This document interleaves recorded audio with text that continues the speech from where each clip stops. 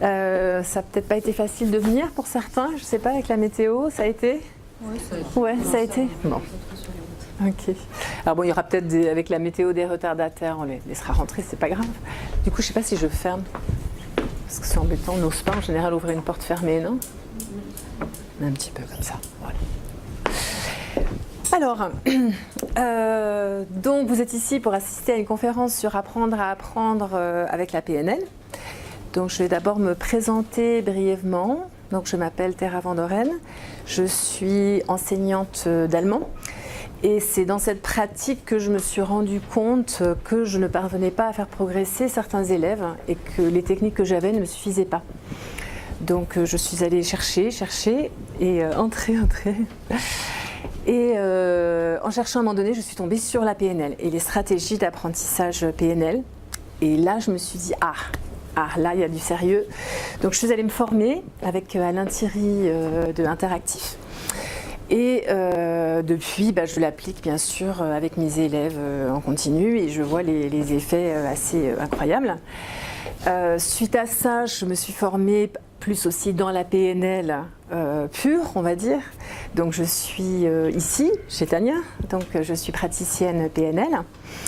À côté de ça, ça fait 3 ans maintenant qu'on a démarré un projet avec l'aide de Tania, avec la mairie de Saint-Julien pour accompagner des enfants en difficulté scolaire en 6e. Donc un projet apprendre à apprendre avec la PNL et on les suit donc sur 12 séances, autant en stratégie d'apprentissage qu'en PNL pour les aider à réussir. Et à côté, je suis aussi des élèves en individuel qui ont des difficultés d'apprentissage. Voilà, sur moi. Alors, la PNL et apprendre. Alors, qu'est-ce que font les PNListes? L'un des buts, c'est de modéliser des stratégies de réussite. Modéliser l'excellence. Bonjour, asseyez-vous. Bonjour, mais il n'y a pas de souci. Donc c'est bien sûr exactement ce qui s'est passé aussi pour l'apprentissage, c'est-à-dire qu'on a pris des gens qui sont très bons dans l'apprentissage, qui apprennent très bien, qui ont des stratégies donc extrêmement performantes et on les a modélisés. Donc on a regardé quelles sont toutes les actions mentales qu'effectue cette personne pour apprendre. Et après, que font les PNListes? Ils en font un modèle et après le but c'est de ce modèle de l'enseigner aux personnes qui ne parviennent pas à être aussi performantes pour les rendre performantes. D'accord? Ça va pour tout le monde ça? Tout le monde est OK avec la PNL, ce que c'est? Ça va, est-ce que... Oui, dites-moi. Oui. En fait, vous parlez des enfants normaux, entre guillemets, ou des précoces ou zèbres? Est-ce que ça rentre là-dedans aussi ou pas? Alors, les enfants précoces ont des soucis d'apprentissage, souvent. Après, il y a par exemple 30% qui sont dyslexiques, donc déjà il y a des soucis à ce niveau-là. Souvent, il y a des troubles de l'attention qui sont liés aussi, ce qu'on appelle la comorbidité. Et souvent, ils ont des problèmes d'apprentissage parce qu'ils n'aiment pas la répétition, parce qu'ils ont besoin de beaucoup de choses différentes. Donc, ils ont vraiment besoin d'avoir les bonnes stratégies parce qu'ils sont tellement doués qu'en fait, ils font purement intuitivement, mais ils ont besoin quand même d'avoir des stratégies. Ce qui fait qu'à un moment donné, souvent, ça bloque. Alors, on a 2 genres d'enfants HP. Je pense que vous êtes maman, donc du coup, voilà. Donc, ça dépend après s'il est homogène ou non. D'accord ? Voilà, mais oui, bien sûr, on rencontre beaucoup d'enfants HP qui sont en difficulté. Donc, ça, c'est clair. Bonjour. Pas de souci. Voilà, donc pour comment sont venues ces stratégies d'apprentissage. Alors ensuite, quand on vient avec des stratégies d'apprentissage, quand on va aider des enfants avec ça, on a quand même d'abord des prérequis pour qu'ils puissent réellement apprendre. Donc ça, moi je vais me concentrer aujourd'hui sur les stratégies, mais on va quand même juste en parler un moment pour que vous compreniez bien que s'il y a certaines choses qui ne sont pas en place, l'enfant il ne pourra pas apprendre. S'il a certains blocages, s'il ne comprend absolument pas, certains enfants ils disent mais je ne vois pas pourquoi je fais ça, je ne comprends pas à quoi ça sert, il va falloir traiter ça en premier. Il va falloir d'abord lui expliquer l'utilité, le convaincre de l'utilité de la matière ou de la chose qu'il doit apprendre. Donc là il va falloir être très créatif par rapport à ça. On peut avoir d'autres genres de problèmes de motivation. Et là, la PNL va nous donner plein d'outils pour réussir à créer cette motivation. Mais si l'enfant n'est pas motivé, qu'il n'a aucune envie, que vous lui dites j'ai une stratégie d'apprentissage super et qu'il se dit je m'en fiche, elle ne marchera pas. Il va vous dire de toute façon ça ne marche pas, puis en effet ça ne marchera pas. Hein. Vu qu'il n'est pas motivé, il ne va pas rentrer dedans et ça s'arrête là. Donc il faut bien penser à ça. Hein, il faut qu'il soit en demande. Si l'enfant n'est pas en demande, vous ne pouvez pas faire grand-chose. Donc il va falloir trouver des techniques pour qu'il soit en demande, bien sûr. Hein, voilà. On va la susciter, cette demande. Okay. Ensuite, on a bien sûr les croyances limitantes. Ça, je suis nulle en maths. Le grand, je suis nulle en orthographe, je suis nulle en quelque chose. Okay. Donc là, on ne touche plus du tout aux compétences scolaires, mais à une croyance. Hein. Donc tant que cette croyance, on ne l'aura pas fait sauter, il va tout faire pour prouver et pour se prouver à lui-même qu'il est nul en maths. Hein. Donc tout ce que vous faites, ça n'aura aucune influence. Il faudra d'abord travailler là-dessus, sur ces croyances, pour vraiment les faire sauter. Hein. Donc là, il y a beaucoup de techniques là, en PNL pour travailler là-dessus. Et ensuite, quoi qu'il en soit, il faut bien leur dire, la stratégie c'est très bien, mais il y aura des efforts à faire. Il y aura beaucoup d'efforts à faire. Quoi qu'il en soit, l'apprentissage demande des efforts. C'est pas, on a le truc, du coup maintenant, ça roule, plus rien besoin de faire, ça va tout seul. Non, ça ne va pas tout seul, on a besoin de faire des efforts. Par contre, il est très important qu'en parallèle, il ait tout l'encouragement nécessaire. Donc ce sera très important de l'encourager continuellement dans ses apprentissages. L'un ne va pas sans l'autre. D'accord ? Je passe rapidement parce que là, ce n'est pas le cœur de la conférence d'aujourd'hui. Est-ce qu'il y a des questions par rapport à ça ? Oui. C'est une conférence par rapport aux enfants. Je pensais que c'était... Stratégie d'apprentissage PNL. Ah, mais moi, les enfants, moi je l'utilise, je les utilise, les stratégies.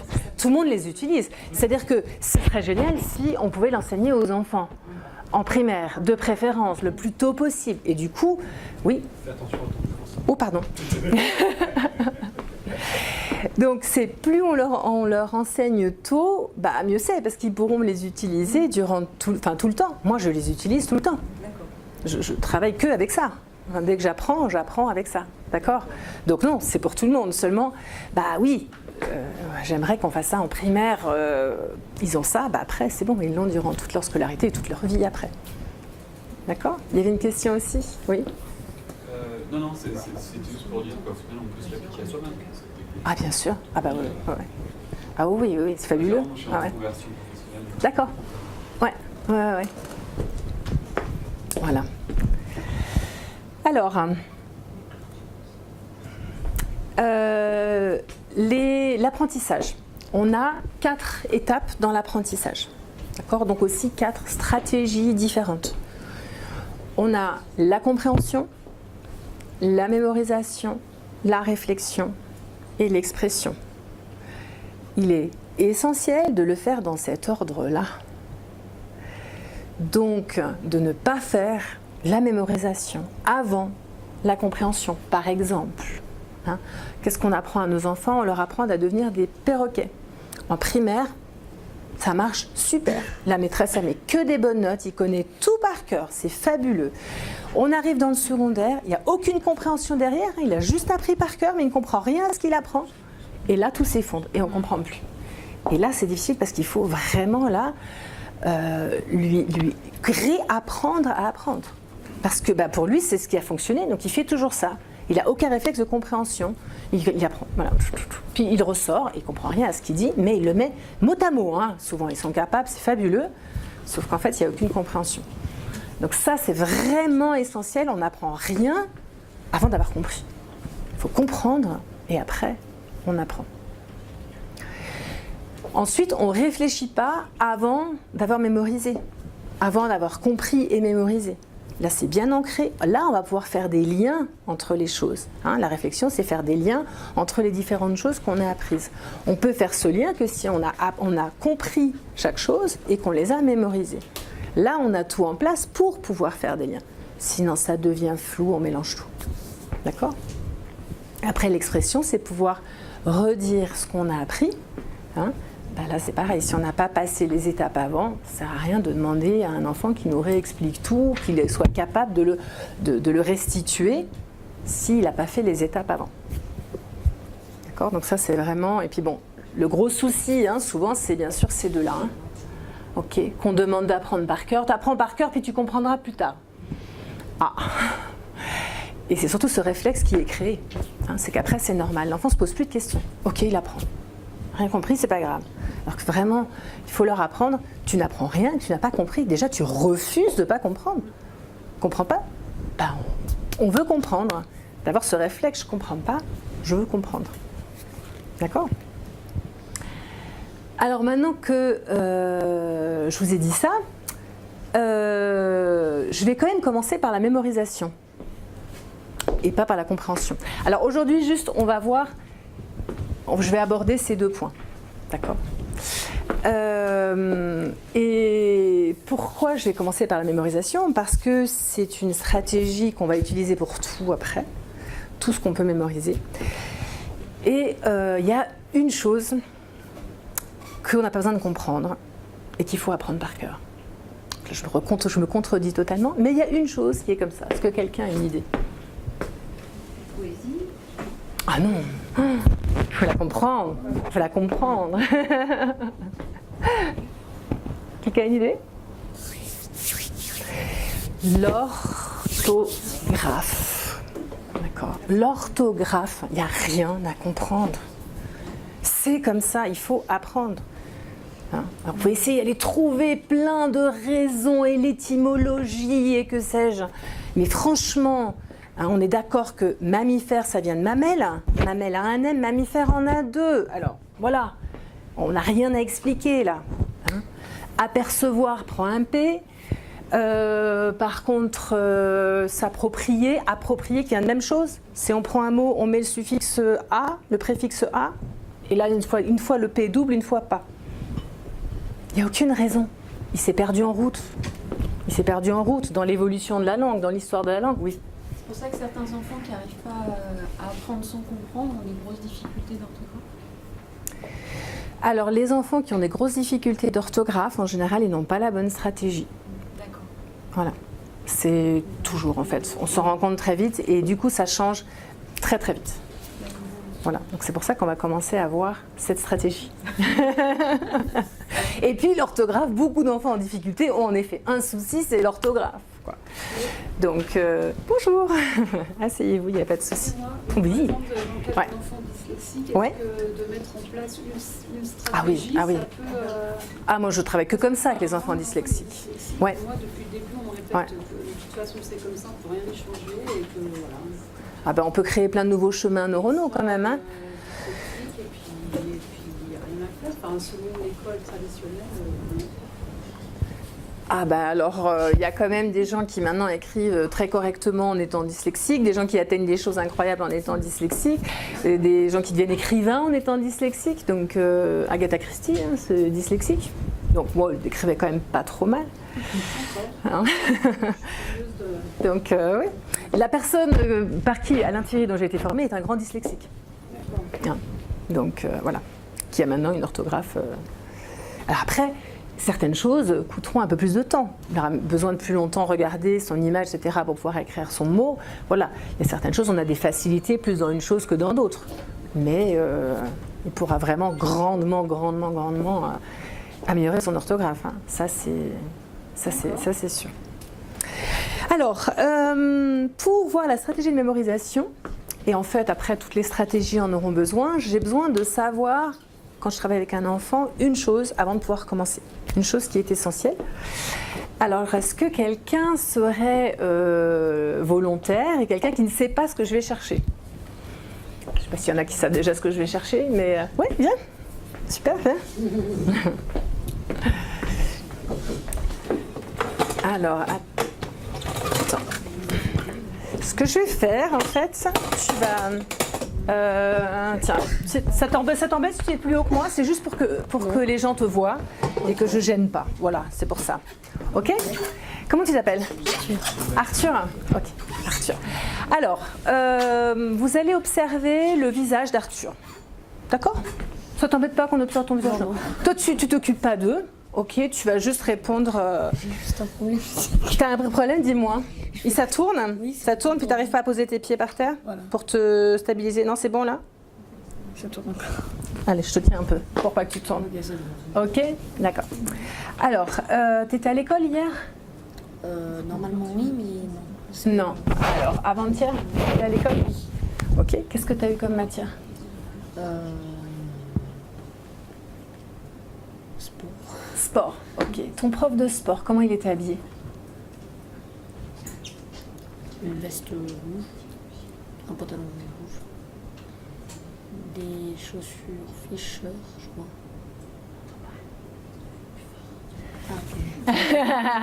C'est pas très grave. C'est pas très grave. C'est pas très Voilà, grave. je crois. Ouais. Le gymnase, est-ce que tu pourrais me le décrire? Il y a des murs de quelle couleur dans ton gymnase, dans le gymnase de l'école? Vert. Ouais, vert. Ils sont tous verts les murs? Ouais. Tu peux vérifier, essayer de revoir le gymnase là. Ouais, je crois. Il y en a où il y a des barres en bois. D'accord. Et puis, ton camarade, t'as un camarade en classe? Ouais. Ouais. Comment il était habillé ce jour-là? Une veste grise, enfin un pull gris. C'était dans c'était en quelle classe ça? En EPS parce que j'ai fait que EPS. C'était en EPS. D'accord. Alors, je voudrais que tu te remettes dans ta classe de PS. Ouais. Ok. Est-ce que tu te revois? Je veux vraiment que tu te revois dans la classe de PS. Oui. Ouais, tu te revois. Je voudrais vraiment que tu ailles dedans. Ne regarde pas moi. Regarde la classe de PS. Ouais, ouvre les yeux par contre. Ouais, j'ai vu. Ouais. Ok. Et puis donc, il était habillé comment? Un pull gris et un petit peu blanc. Enfin, un gris avec un blanc. Ouais. Ok. Merci. Je vais t'expliquer, Arthur.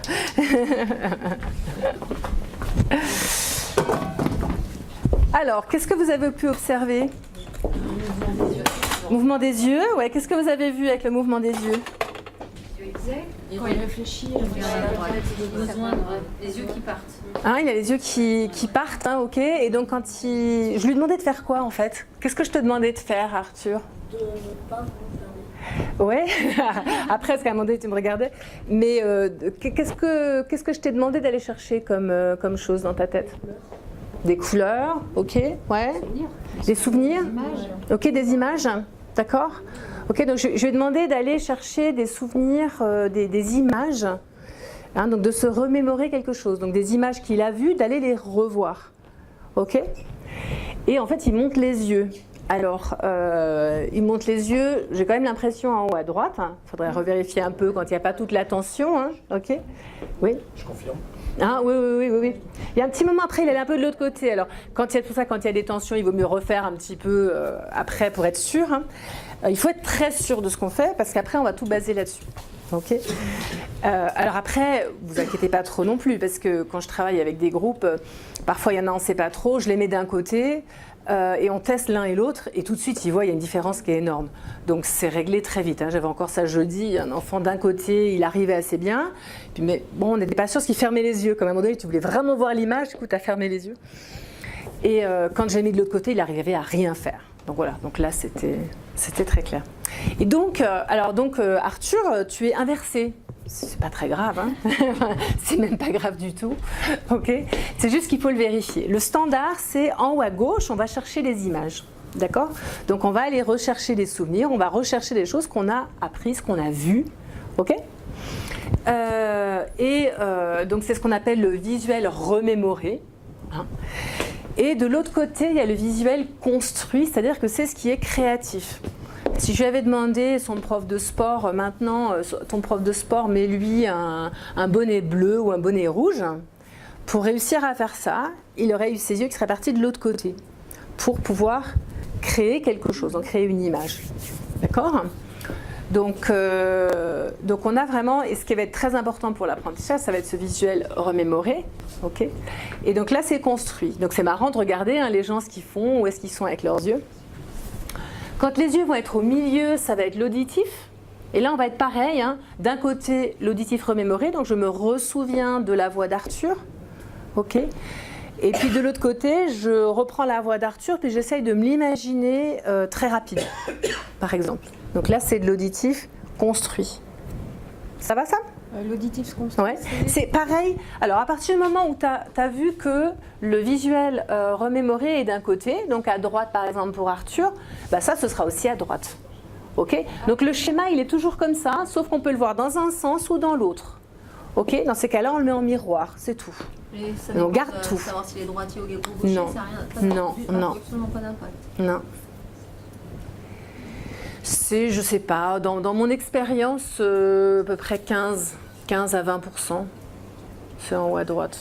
Mais c'est vraiment mon expérience personnelle. Là, le groupe que je suis en ce moment, c'est assez étonnant. Il y en a 4. Donc il y a la moitié même. Il y a la moitié qui sont inversés.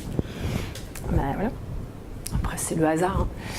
Hein. Donc ça, c'est l'auditif. Et ensuite, on a 2 choses en bas qui nous intéressent beaucoup. Une qui est ici, le kinesthésique. Donc c'est le ressenti.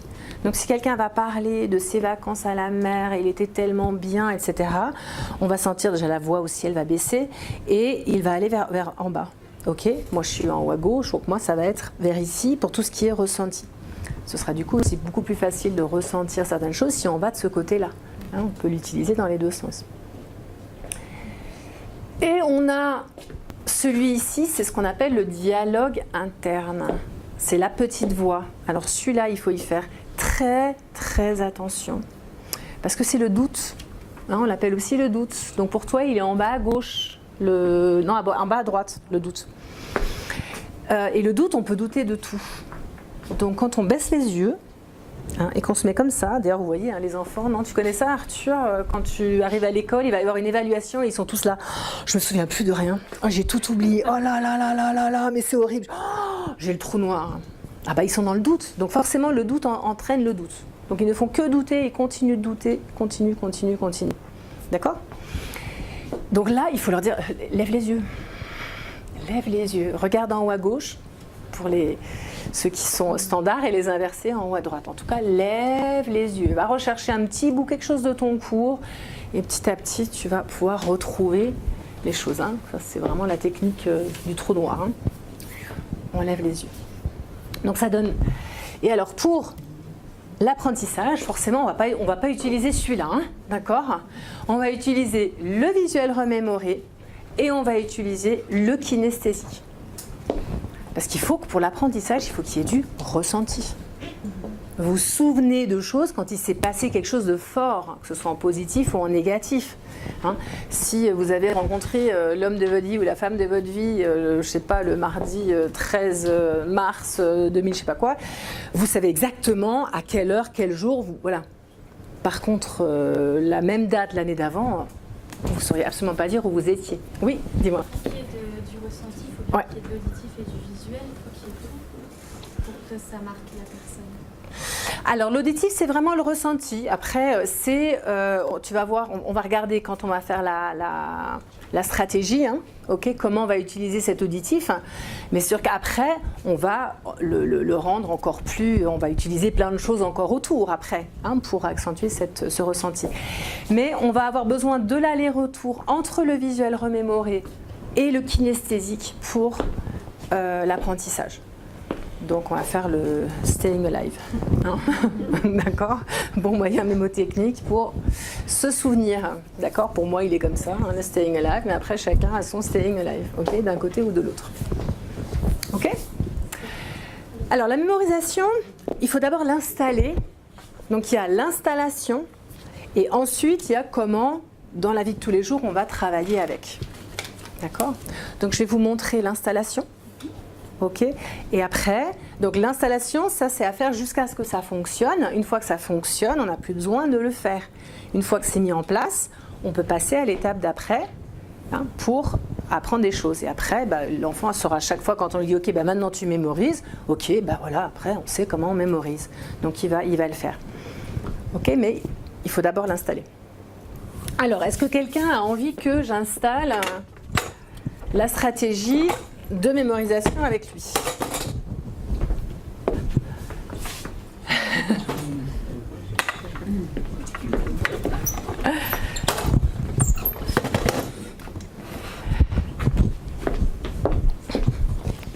Assieds-toi. C'est quoi ton prénom déjà? Cyril. Cyril, voilà. C'était la sophro. Non? Ah non, c'était autre chose. C'était venu en stage. Oui, l'hypnose, voilà. Alors, on a besoin d'outils très compliqués. C'est voilà, une tablette non tactile. Voilà. Quelle couleur tu préfères? Surtout les enfants, on leur dit toujours. Tu préfères quelle couleur? Hein? Bleu. Bleu? Alors, j'espère qu'il marche aussi bien que le... Hop, voilà. Tiens. Bleu, voilà.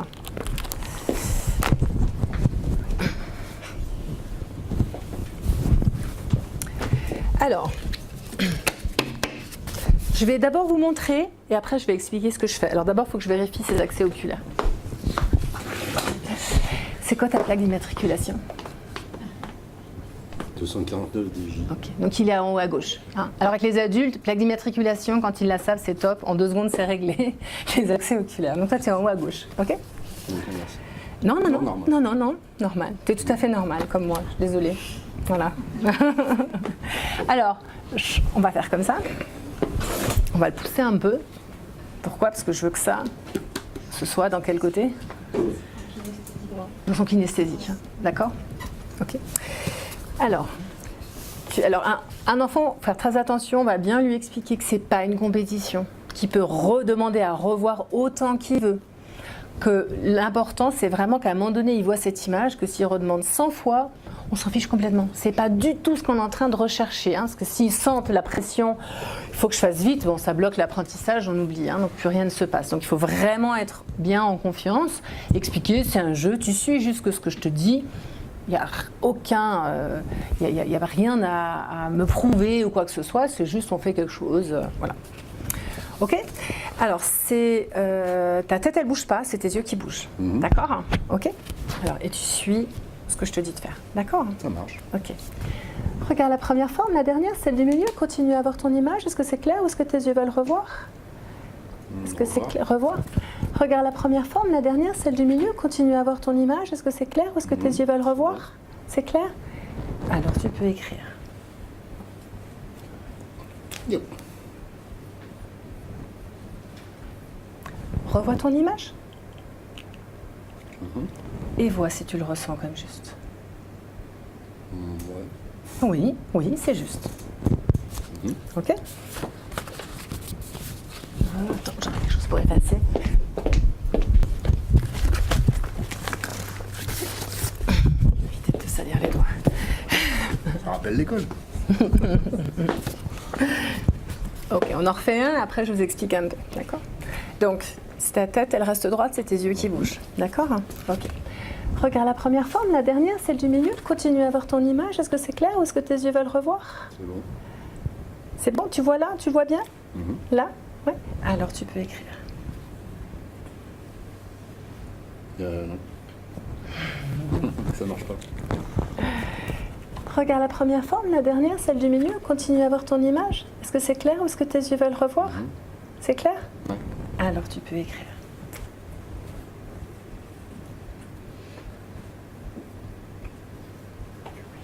Revois ton image et vois si tu le ressens comme juste. Ouais. Alors, donc, moi j'ai des formes, ok? Après, on va compliquer petit à petit, suivant, hein, j'en ai des différentes, suivant comment ça se passe. Il ne faut jamais mettre l'enfant en difficulté, donc pas que ce soit trop difficile où il se dit voilà. Après, ça dépend. Il y en a qui sont incroyables, hein, qui arrivent à mémoriser énormément. Hein. Ça, le but, c'est vraiment. Alors, vous avez peut-être remarqué qu'est-ce que je fais. Donc déjà, je le mets dans son visuel remémoré. On est d'accord? Ok. Et après, quand je tourne, c'est blanc. Hein. D'accord? Donc je lui demande de revoir son image ici. Ok, donc de se faire une image, de revoir ce qu'il y a derrière ici. Et j'utilise une voix qui est haute. Ok, pourquoi j'utilise une voix qui est haute? C'est pour bloquer le dialogue interne. Il est essentiel de bloquer le dialogue interne, qui ne se disent pas alors en premier il y a un rond, après il y a ça, vous voyez? Ok, donc pas de dialogue interne. Il faut vraiment qu'il se fasse une image, donc on va le guider dans son visuel. En le mettant en haut, à l'endroit de son visuel, en ayant une voix haute, rapide, hein, on ne laisse pas de blanc, on continue. Je sais, pour les adultes, c'est très énervant, mais les enfants, ça pose jamais de problème. C'est très marrant. Les enfants, ils disent ok, bon, ils suivent, ok, mais c'est vraiment important. Si vous faites ça avec une voix grave, il est dans le dialogue interne, ou alors si vous êtes ici ou une voix normale, il va être dans son auditif, donc ça ne va pas marcher non plus. Ok, donc ça c'est vraiment important. Ensuite, une fois qu'il me dit que c'est ok, je baisse, et cette fois je vais vers son ressenti. Donc j'ai la voix qui a baissé, donc là je fais une voix grave, d'accord. Il écrit, ok. Donc je l'amène dans son kinesthésique, ok. Et une fois qu'il a fait ça, revois ton image. Donc là je refais ma voix haute, d'accord. Je l'amène ici, je le ramène dans son visuel, qu'il revoit ici. Et vois si tu le ressens comme juste. Là, on a l'idée du ressenti. D'accord ? Vous connaissez, vous écrivez un mot, vous le voyez, ça va pas. Vous sentez que c'est pas juste. Vous pouvez pas expliquer, c'est pas, vous avez réfléchi, c'est purement du ressenti. Non, c'est pas ça. Puis vous l'écrivez autrement, ah ouais, non, ça c'est bon. C'est pas pourquoi. C'est purement du ressenti. Tout le monde comprend ça ? Cette histoire du ressenti, hein ? Et on le sent vraiment, hein, les enfants ils vont faire ouais. Ou il y a un petit... Voilà, on sent bien qu'il y a ce ressenti. Alors, s'il doute, et qu'en effet c'est faux, c'est très bien parce que son ressenti est juste. Parce qu'il a senti que c'était pas bon. Dans ces cas-là, je dis, super, génial, tu as senti que c'était pas bon. C'est top, il a ce ressenti. Hein ? Et on efface et on recommence. C'est tout. De toute façon, on n'est pas en train de faire un concours.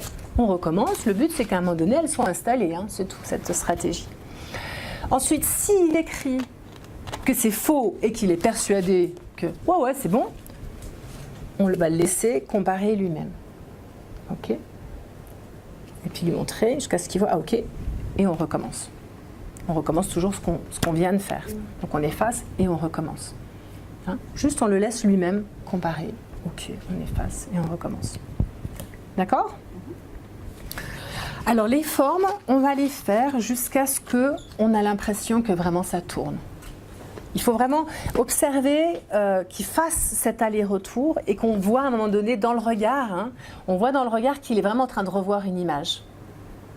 Hein, je pense que tout à l'heure, peut-être que vous, ceux qui étaient plus près, vous le voyez aussi chez Arthur, quand est-ce qu'il est en train de vraiment rechercher une image ou quand est-ce qu'il fait autre chose. Ou là, ta plaque d'immatriculation, c'était très clair. Là, il est vraiment, ok, il voit une image. Donc il faut vraiment observer un peu l'enfant, voir qu'il est vraiment en train de faire ça. Et puis de toute façon, quand ici on va compliquer, s'il ne fait pas ça, il ne va pas y arriver. Hein. Donc ça va ça ? Oui. Il n'y a toujours que 3 articles ? Non, j'en ai avec 4, ça va dépendre. Bon, après, tu sais, quand on a des comme ça et qui sont. C'est pas utile. À un moment donné, ça fonctionne. Parce tu peux t'amuser. Il y a une forme ouais. de mémorisation où on a 3, ça va bien, c'est à l'aise. 5, jusqu'à 5. Déjà dans oui, entre 5 et 7, après, bien sûr.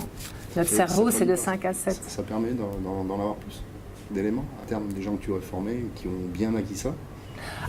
Si tu t'entraînes, c'est de l'entraînement, bien sûr. Bien sûr. Ouais. Ok, donc une fois que les formes, on voit que c'est bon, hein, ça joue parfaitement, on va passer aux mots. Il ne faut pas passer aux mots avant de vous être assuré que ça fonctionne bien. Parce que les mots, très rapidement, s'il a la mauvaise stratégie, il va repasser par sa stratégie auditive, par exemple, pour l'orthographe. Stratégie auditive pour l'orthographe, c'est une catastrophe. Donc c'est ça, les enfants qui sont mauvais en orthographe, ils se répètent le mot. Ils se disent château. Je ne vois pas comment, en entendant château, je pourrais l'écrire. C'est pas possible. Donc, et bien sûr, en dictée, écoutez bien ce que je dis. Non, voyez vos images, s'il vous plaît. D'accord ? Donc, ça, c'est vraiment important. Donc, l'enfant qui passe par l'auditif, c'est mort. Mais par contre, c'est super, parce que si je vois que c'est ça le problème, super. C'est génial, tu passes par l'auditif, c'est top. Hein. Tu vois, on va régler ça, je vais te montrer comment on fait, puis après, là, ce sera réglé direct. Hein. Le problème, il est réglé. Ah oui, après, il est réglé, bien sûr. Une fois qu'ils ont remarqué et que ça fonctionne, ils s'en foutent de joie. Hein. Après, ils n'utilisent plus rien d'autre. Hein. Après, là, j'ai un élève, mais c'est trop marrant. Il est là, mais c'est génial. Et donc, il fait tout. Je me dis, mais ça y est, c'est bon, je me suis fait mon image. Et tous les mots nouveaux qu'il voit, tous ceux qu'il a mal orthographié, il a une orthographe catastrophique, il passe par son image, il le mémorise. Et là, il progresse à vitesse vraiment grand V. Donc ça, c'est génial. Quand vous voyez qu'il passe par l'auditif, vous dites, ok, ça c'est bingo, quoi. On va régler le problème très vite. Excellent. Donc ensuite, ça marche bien. Hein, on a vu que tu faisais ça parfaitement bien. Ok. Donc après, on va passer aux mots. Donc on va expliquer à l'enfant de faire la même chose que pour les formes. Tu fais la même chose. D'accord ? Alors, on va lui expliquer qu'on entoure les mots. Pourquoi ? Parce qu'on veut donner la forme du mot. On veut qu'il mémorise la forme du mot. D'accord ? Quand il l'écrit, il n'a pas besoin de le faire. Il y en a certains qui veulent absolument le faire. On les laisse, c'est pas un souci. Hein. On va écouter, et si l'enfant il a envie de le faire, il a envie de le faire. C'est pas un problème, d'accord ? Même les adultes, j'ai donné une formation dernièrement, et puis non, mais moi je veux vraiment faire la forme, c'est voilà, vraiment, pour moi c'est important. Pas de problème. Oui. Je m'en remets, ça me fait penser à des choses. Moi j'ai un enfant qui a 8 ans, qui a des troubles de l'attention. Ouais. Et aujourd'hui, dans les apprentissages, ils veulent tellement... Enfin, nous on a eu des méthodes qui étaient assez radicales. On a vécu. Moi l'orthographe m'a jamais posé de problème parce que c'est vrai, j'ai mémorisé visuellement. Et le jour, j'ai été surprise par l'apprentissage pour écrire 80 à mon fils. On lui apprenait ça comme une multiplication alors qu'il n'a pas encore vu les multiplications. 80, 2 fois 40. Mais je me dis, mais comment on peut arriver à faire mémoriser un orthographe en y allant par des trucs de compréhension, même j'ai dû me mettre en analyse. Parce que je ne comprenais pas où il voulait en venir. Mais enfin, je me dis, donc là on revient sur des choses qui paraissent une évidence à présent. Mais aujourd'hui, ils sont dans un système éducatif où on ne va pas aller chercher, enfin moi je suis perdue, personnellement je suis complètement perdue par tout ce qu'ils peuvent aller chercher. Et je pense que moi ça met carrément mon fils en échec aujourd'hui. Parce qu'à mon avis, on lui balance tellement de choses que... Si l'orthographe, on essaie de tout expliquer, ça devient quelque chose de... Ça peut être très intéressant plus tard. Moi, j'adore la linguistique, ça me passionne. Mais voilà, c'est à l'université que ça passionne. C'est pas en CP ou en CE1 ou même après. Donc là, on amène des choses qui sont tellement complexes. On peut expliquer que l'accent circonflexe, ça vient du S, donc forestier, il y a le S, forêt, il y a l'accent circonflexe. Non, mais on parle dans des choses, il va tout mélanger. Aujourd'hui, ils sont notés aussi sur toutes ces différences. Parce que lui, il va trouver la solution pour arriver à ce résultat. Mais si ce n'est pas la bonne méthodologie qui est la première mise en valeur, ils sont en échec scolaire. Parler avec les instituts. Et ouais. Après, voilà, il faut avoir suffisamment de moi quand il y a des choses qui n'allaient pas, je les ai autrement. Puis je disais aux enfants, ça, pour moi, t'as pas besoin de le faire. Ou ça m'est égal. Ou bon, voilà, après. On m'a dit carrément de laisser tomber l'orthographe, de toute façon, elle n'y arriverait pas. Enfin, comme ça, s'ils ne savent pas l'enseigner, oui, bien sûr. Mais la méthode est comme ça. C'est facile. Bon, alors je ne sais pas comment faire. Alors, non, mais laissez tomber. Non, je veux dire qu'avec mon enfant, certaines choses que la maîtresse pouvait amener, que je trouvais absurdes, je disais ça, on ne fait pas. Tu fais pas. Voilà. C'est tout. Les enseignants, ils n'ont pas plusieurs méthodes, plusieurs ça dépend des... Ils peuvent donner plusieurs pistes pour les différents enfants, parce qu'il y en a des kinesthésiques, il y en a des visuels, il y en a des auditifs, etc. Il y en a des logiques, peut-être aussi un logique dans la classe, et 4 x 20, 80, 4 x 20, ça lui parlera. Alors, on peut donner différentes choses pour chaque enfant. Enfin, l'orthographe, franchement... Il y en a peut-être un ou deux qui percuteront et ça va les aider. Ça va mélanger les autres, je dirais. Donc, l'orthographe, vraiment, je ne ferai pas. L'orthographe, c'est l'orthographe, point. Voilà, on a la méthode de mémorisation, on mémorise, basta. Voilà, quoi, c'est tout. Et après, ils apprennent à le faire. Donc, quand ils lisent, ils voient un nouveau mot, tchac, ils se l'enregistrent. Hein. C'est pour ça qu'il y a des enfants, quand ils lisent, ça améliore leur orthographe, parce qu'ils ont les bonnes stratégies, et d'autres pas, parce qu'ils n'ont pas la stratégie. Donc, ils peuvent lire des mots... Et ils adoreront lire. Je ne comprends pas, il n'est pas bon en orthographe. Il n'a juste pas la stratégie, donc il n'a pas ce réflexe qui, chez certains, est inné, parce qu'on ne leur a pas appris à faire ça. Et là, la stratégie, c'est juste la mémoire pure. C'est-à-dire, je vois un truc, je le mémorise. Ça, c'est la mémoire. Ça, c'est la mémoire pure. Alors là, on n'est pas encore une fois, là, on fait vraiment la mémorisation, qui est sans compréhension, uniquement applicable pour l'orthographe. D'accord ? Toutes les autres choses... Les mathématiques, pareil, les tables de multiplication, il faut les comprendre avant de les mémoriser au cours. D'accord, ça c'est vraiment, voilà. Mais l'orthographe, par contre, non, on la mémorise et c'est tout. Voilà. Et c'est pas compliqué à mémoriser.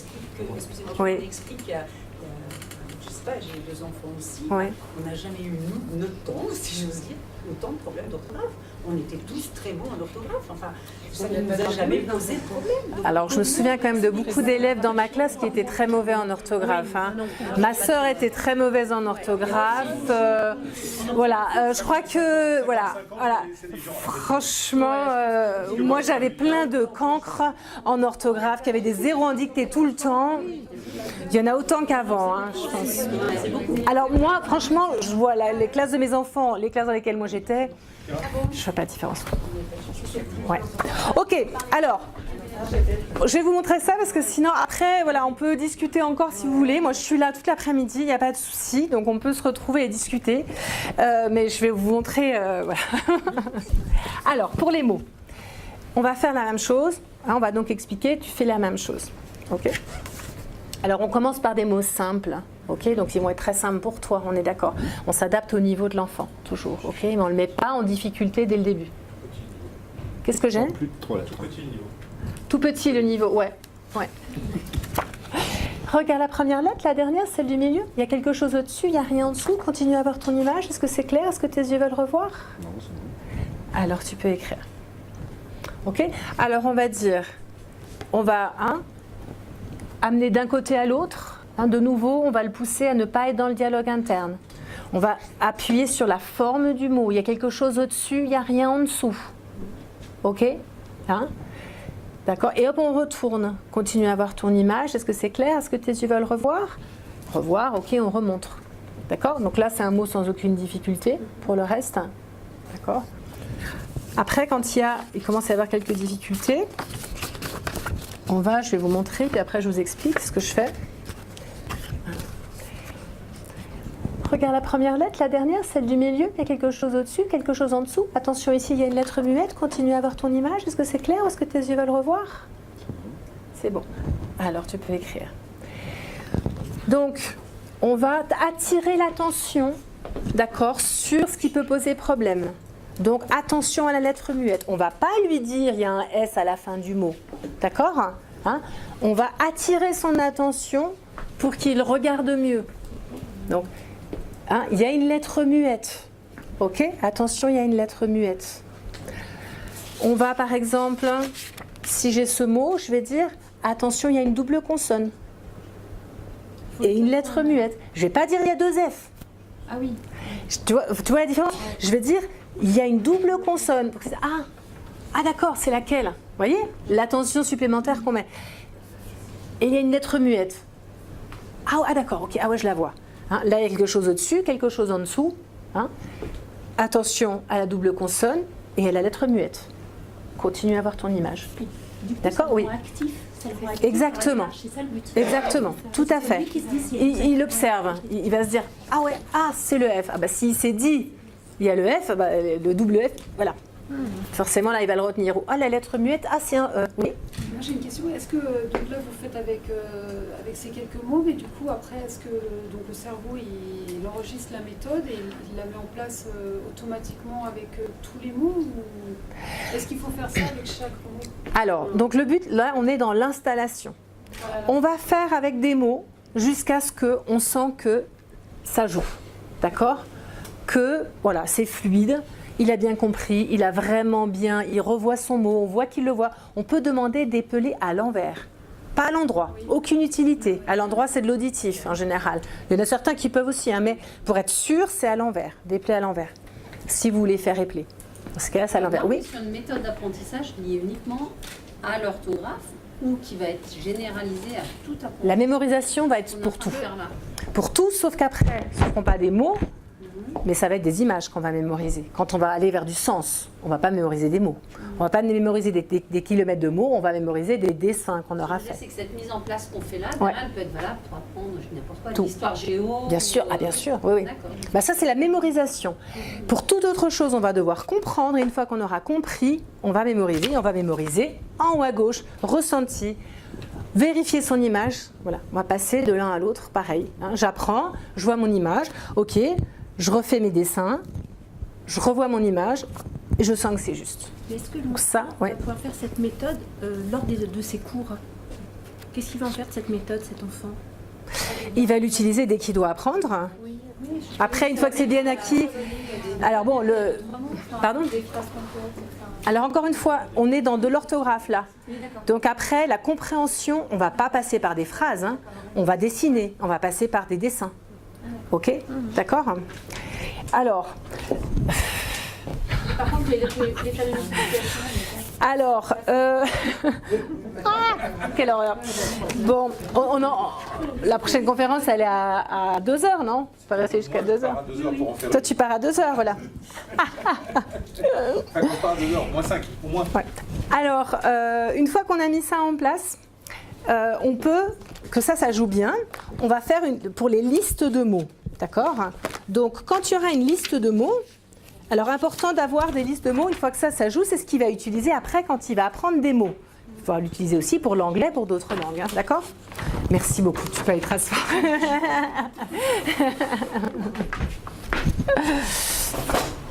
Donc, ce qu'on va faire, on va avoir... Il faut des listes claires, encore une fois, vu qu'il doit se faire une image du mot. Si la liste n'est pas claire, refaites-la pour vos enfants. Parce que franchement, s'il l'a recopié lui-même, vous oubliez. Hein, on ne fait pas recopier, apprendre ce que quelqu'un a écrit avec des pattes de mouche, suivant l'écriture de l'enfant, c'est impossible. D'accord? Donc il faut quelque chose de dactylographié ou d'écrit vraiment très clairement. D'accord? Ensuite, on va prendre le mot et puis on va l'isoler. Ok? Pour ne pas être dérangé par le reste. D'accord? Donc avec tout simplement voilà, des papiers que vous avez comme ça découpés.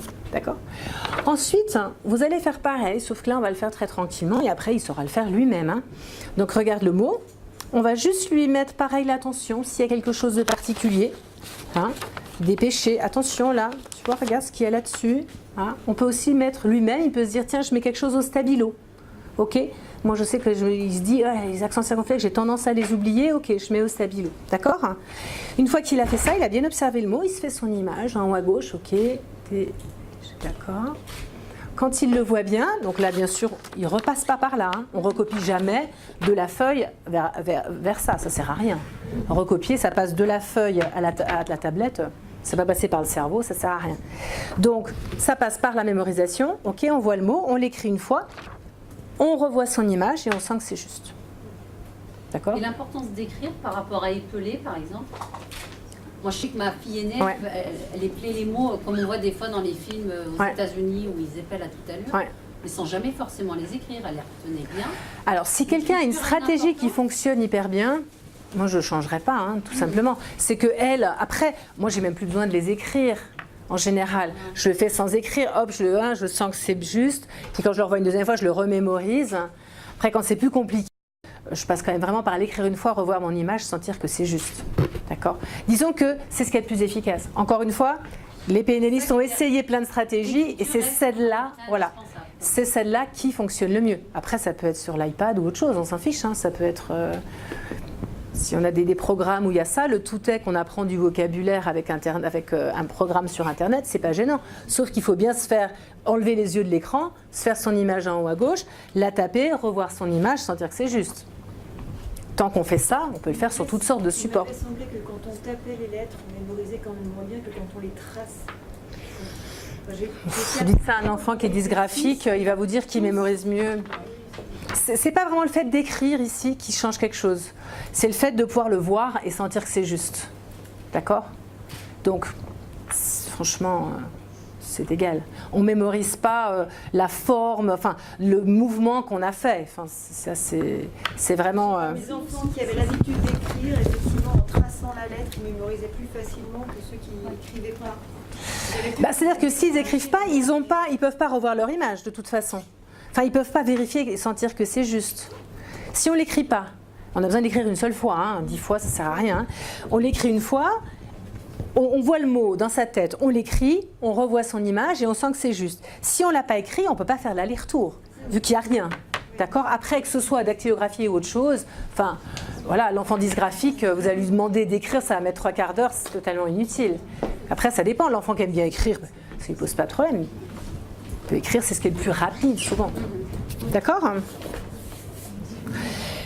Ensuite, la révision, par contre, apprendre, c'est une chose. La révision, c'est essentiel. D'accord? Donc, réviser, c'est revoir Donc c'est uniquement reprendre le mot, revoir son image, sentir que c'est juste. On passe au prochain mot. Revoir son image, sentir que c'est juste, et on peut passer au suivant. Ça, c'est la révision. Donc la révision, il n'y a plus besoin d'écrire. Par contre, si, quand on fait ça, l'image n'est pas claire, ça veut dire que la mémorisation n'a pas été faite encore correctement. Donc on refait une fois, on refait toute la stratégie. Exactement. Voilà. Alors, bon, très rapidement, je vais juste vous dire 2 mots sur la compréhension. Donc la compréhension, c'est se faire des images, c'est se représenter quelque chose. D'accord ? Donc c'est avoir une image de quelque chose. Ok ? Donc, si par exemple vous voulez savoir la différence entre empire et royaume, qu'un enfant il doit comprendre ça, le plus simple pour pouvoir l'expliquer, c'est si vous le dessinez. Comment vous dessineriez un empire, comment vous dessineriez un royaume ?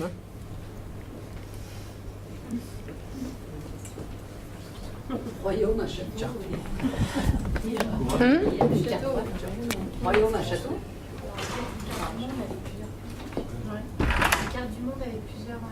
Voilà, ok. Donc le royaume, je sais pas, on prend un pays, hop, on va prendre des formes, on s'en fiche là. Ok, hop, hop, hop, par exemple. Ok, ça c'est un royaume.